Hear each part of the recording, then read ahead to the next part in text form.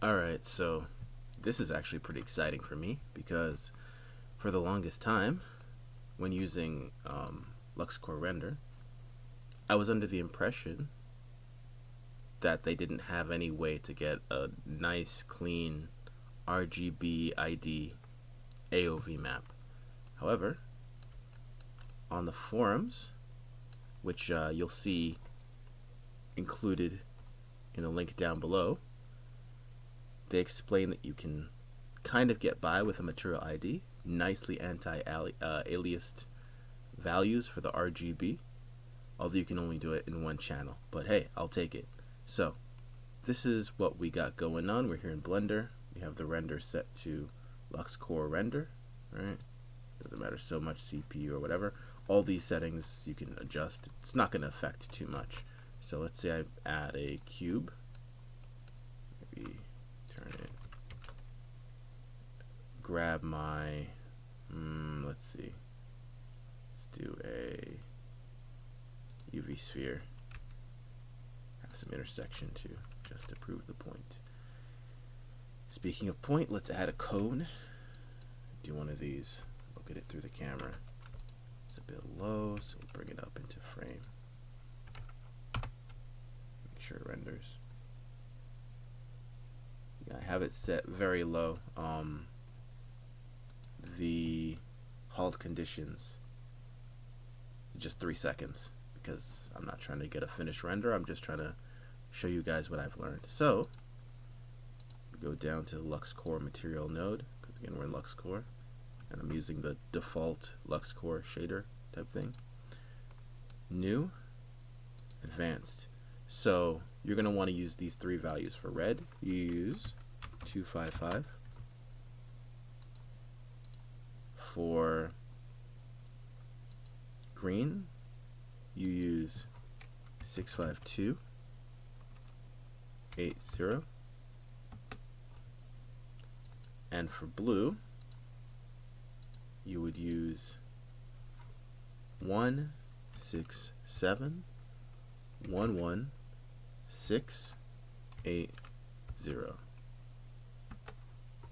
Random value, but it's because you're doing this equation where you are doing some PEMDAS looking thing. If you guys can sort it out, I mean, I'll include the link in the description for those of you who want to figure out why these are the numbers. But it all has to do with the bytes and which channel is being added or multiplied. It's a whole thing. So anyway, so when I go like this, do a little, well, before I render, I first go to the view layer and just make sure material ID color is selected, because that's where it's going to come through. And let's just do a quick little render here. Cool, right? This is our low sample render, but then if you go up here, go to view layer, not composite, material ID color, now you get a nice green. If you look down here, you'll see, hold on, there we go. It's a pure G at, the G is at 1. If you look down there, the G is at 1, B is at 0, R is at 0, R is at 1, G is at 0, B is at 0. Same here. B is at 1, G is at 0, R is at 0. And to make sure that these read correctly, by the way,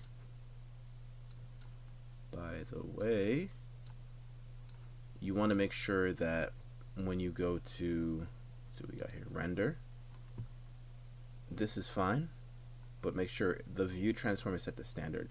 If you set it to something like AGX and you test it, oh, actually, that's fine too. Never mind, no matter. All is well. Let me just double check to make sure that I'm not. Okay, yeah, so I guess view transform doesn't matter. I thought I was getting some strange values, but it appears not so. I think, let's see. Yeah, okay. So the true values, the ones you see over here, like down here, those are not affected, but the perceived values, what I think these are the CMYK, I guess? Man, I don't know. It's above my pay grade. But anyway, I just thought I would show you guys how this works. So, yeah, if you ever tried to get RGB mats in LuxCore, now you know how to do it. Great. Oh yeah, I'd like to also give credit to the developers who put this in. Shout out to the kindly users on Discord. LuxCore Discord is awesome. But yeah, no, it's I can actually start investing time into this engine because I like it a lot. It's just that was one of the things that was really holding me back from using it. So now that that's gone, I can just go crazy.